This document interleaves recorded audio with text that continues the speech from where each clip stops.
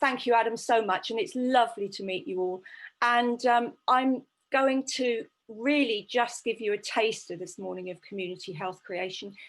The good news is it was made in Cornwall. It started in Cornwall. I'm just going to give you, I'm going to whistle through. I'm going to resist the temptation that I always have to embellish the story. But because I really want you to hear Karen in 10 minutes time. What we believe in C2, in connecting communities, is that the answer to health inequalities lies with the people experiencing them. I'm going to tell you a little bit about my journey that's led me to community health creation, but I want you to just take a look at that picture. That's our signature picture in C2. This is how we see communities in C2. We see them, the community of the people who live there and the community of the people who work there. And what we do is bring those two parallel communities together to solve, to create problem-solving partnerships. And this picture was taken in Teignmouth, and it's a joy. You've got the fire service in there, you've got police, you've got local councillors, you've got the local people, the children. And don't you just love how the kids are all wearing the police hats? Okay, so keep that picture in mind. Right, next. Right, I need to go down there, don't I? Okay, right, so I'm a nurse by background. I should have said that right at the beginning. When I was a student nurse in the late 60s, I did my training at King's College Hospital, London. Fairly early, I was a fairly stroppy teenager. You know, I don't know how I managed to find myself nursing, but I did. I think I just fancied the uniform. I had a fantastic Damascene moment when I was taken out by a health visitor, and I first experienced health inequalities for myself for the first time, and I saw the difference in health down the bottom of the hill in Deptford. I think Deptford is being gentrified since the 60s, but then we went up the hill to Blackheath, and I could not get my head around the difference, just a few hundred yards away in health of the people who lived at the bottom of the hill and the people at the top. So I became a health visitor, and 50 years later, this is what I've discovered. Right, let's see what the real causes of poor health are. Right, so we all traditionally, particularly public health, we focus on, and particularly, I'm talking about the poor health of the poor here. You know, health inequality should not be happening. It's a national disgrace. COVID has highlighted the fact that COVID is a disease of inequality in a wealthy country like ours, and it's got worse in the last 10 years, guys, not better, despite lots of effort. So we're always told, aren't we, that it's smoking, it's alcohol. This is what happens in our very low income communities. You see it in droves.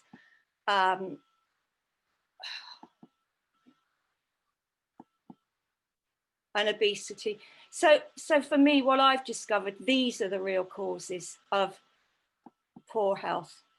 Powerlessness, literally a feeling of not having any influence or control. Hopelessness, a feeling literally of hopelessness and despair. I don't know if anybody saw the news. I think it was Monday night. BBC, there was footage of what's happening in Burnley. Just heartbreaking stuff because of COVID. Really, real hopelessness.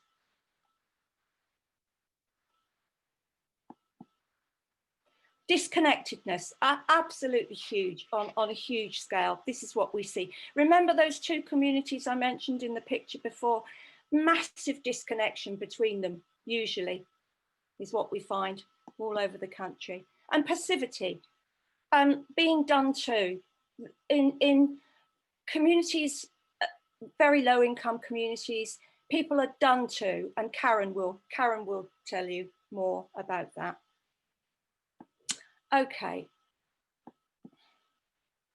so I think the best way I can describe, I'm fumbling with my fingers this morning, is when I found myself a health visitor in Falmouth in Cornwall. Now, this happened in the 90s. So up until the 90s, I kept my passion really for finding ways to interrupt that, what people thought was kind of an inevitable cycle, that cycle of deprivation. So if you were born into a very poor community, in poor circumstances, lots of adverse child effects, you were automatically set on a trajectory of low educational attainment, poor health. That is terribly unfair. Always looking for ways to interrupt that. Found myself a health visitor on the Penwerris estate in Falmouth. Actually, my caseload covered the whole of Falmouth, but increasingly in the early 90s, there was the recession on this community. I don't know if any of you remember it. I'm probably giving you a bit of a history lesson here, but it was top of the pops for all the wrong reasons. It had reached a tipping point, really. Health was absolutely dreadful. Violence, it was out of control. We had incidents of pet torture. We had hugely high rates of postnatal depression. But I think most of it, the housing was awful. And as health visitors, my colleague and I, this is in the 90s, we just knew if we were going to actually try and get people well in this community, we had to do something different. So there were 6,000 people lived there. And in the early 90s, we actually had very trusting relationships. So we started working together there in 1990. And by 1994, we'd got a lot of relationships. Good, we were known on that estate. People trusted us, and we trusted them. But we got to a tipping point, and we said to some of our community members, our mums and dads, look, if we don't do something different, this place is going to go into complete meltdown. So we said, we actually think you are the guys to lead this. We're going to bring back the service providers, because there was a massive disconnect. So if you go back to that picture before, what we did was bring the people who lived there together with the people who worked there. They formed a partnership. I'm going to fast forward because I can feel myself drifting slightly. And in 4 years, we formed the Beacon Community Regeneration Partnership with absolutely no money whatsoever. And we met regularly, month on month. So this is the people and the service providers coming together. They'd already told us that the causes of what was happening on the estate, all the violence, came down to the fact they were disconnected.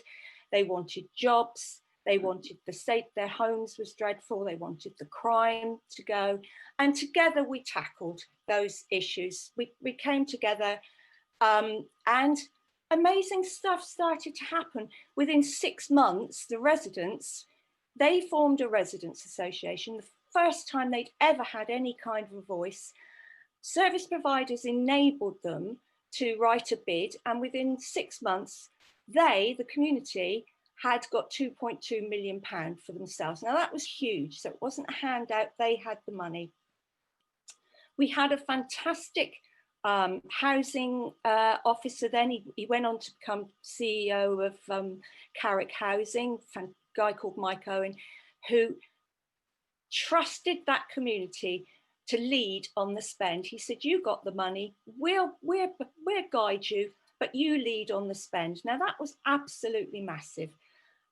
So I'm going to show you a couple of pictures of the actual transformation that happened there, but it wasn't just a transformation of the place, the houses improved. While we were meeting, things were starting to happen. The community was starting to self-organise. It was coming together. It had been massively disconnected before. So real magic was happening when the people came together with the service providers. And you can see some of those outcomes 4 years down the line. Absolutely phenomenal. Right, so next picture. Teenage pregnancy, 0. I mean, that's extraordinary. I guess there was part of us that kind of thought if we targeted unemployment and housing and crime, yes, it would be fantastic if we got good outcomes, and we did. What we didn't expect was educational attainment in boys to go up 100%, or child protection rates to come down. So this was my first inkling that communities were creating health for themselves because they were in charge, and because they were in control, and because they were calling the shots, and the service providers were in enabling roles. So, okay. Right, so there were improvements to over. And that's what they looked like before. And this was the joy. And you can see the utter transformation in the place, can't you? And the people chose their colours of their blocks. And I always remember my son at the time, because they're really bright colours. There was a bright yellow right down the bottom of the hill. And he said, "Mum, were those people doing acid when they chose those colours?" I said, "Quite possibly." This is what the gardens, a few of the gardens looked like before.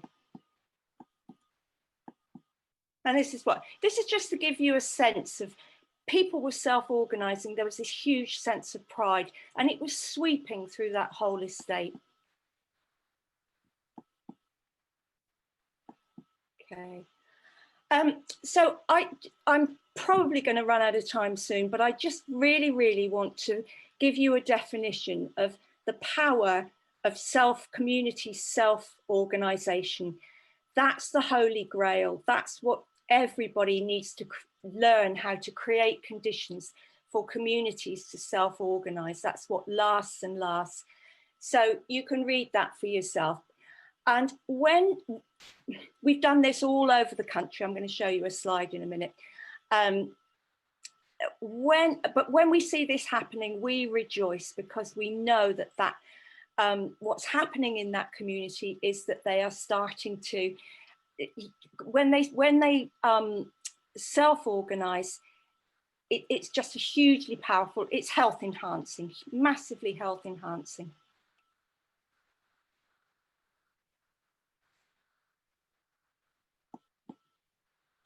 Okay, so after Beacon, so we're still only at 2000, and so it was a fantastic thing to live through. I forgot to say I moved to Cornwall 45 years ago, so Cornwall is my home, and I've loved Cornwall. But I was filled with a desire, really. You couldn't live through something like that, and health inequalities was still what drove me, and I saw communities all over the country, and I thought, well, what happened in Cornwall, what happened in Falmouth on Beacon Estate? It could and it should happen everywhere, but to be honest, I didn't have a clue how to do it until I met Exeter University in 2002, and we've partnered with Exeter ever since. They made me, I mean, this was an amazing thing for me. I became a research fellow. I had an honorary fellowship at Exeter. So this is the girl from the secondary modern, and hugely empowering for me. But they said to me, Hazel, I think what happened on Beacon had something to do with complexity theory. I was very cynical, but I said, okay, yeah. And I attended a workshop with them that was led by an amazing lady called, well, she is a dame now, I think, Eve Middleton Kelly. She's certainly a professor. And she described how complexity theory was used all over the world to revive companies, Rolls-Royce, Smith, GlaxoSmithKline, I remember with some. But she described a process for me that they'd used in Humber, Humberside Trade and Enterprise Council, completely transformed this, nothing to do with health, nothing to do with communities. But she described a process that was exactly what Phil and I had done on Beacon Estate. We had created the conditions, if you like, by connecting, enabling, and just creating those new relationships. It's all about relationships. And we worked for 2 years with Exeter to try and bottle what had happened in Beacon. And it boiled down to these 5 principles, a lot more than that. There was a huge lot of learning. But these are the transferable principles that we've crafted with communities over many years, and they work everywhere and anywhere. So whatever initiative you start, it needs to start with the community where they are, not with money. So it's community centered and led. Never start with money. The money will come further down the line. Collaborative. So that is working alongside service providers, but always with the community in the lead. Strengths-based, based on, I know there's lots and lots of talk about assets, asset-based community development, if you like. We were there a long time before that came across from America. So this is about looking at the strengths of the communities, because believe me, going back to Falmouth, the strengths that Phil and I saw in that community were what gave us the self-belief to bring that transformation that we did. We've got a robust theory of change, and it's complexity systems. It's just wonderful. It just changes. It's life-changing when you understand how change actually happens, and it's small changes leading to huge transformative change, and it's health creating. So everything I've done as as a nurse, or we've done together, is based on a science of salutogenesis, which is the opposite of pathogenesis. So it's all about wellness and the causes of wellness. Okay, so I'm just going to show you how it's spread. So where it started, and it's had quite a spread, as you'll see, all over the country. And I'm going to probably finish here. There's lots more I'd love to tell you, but I want you to hear from Karen now.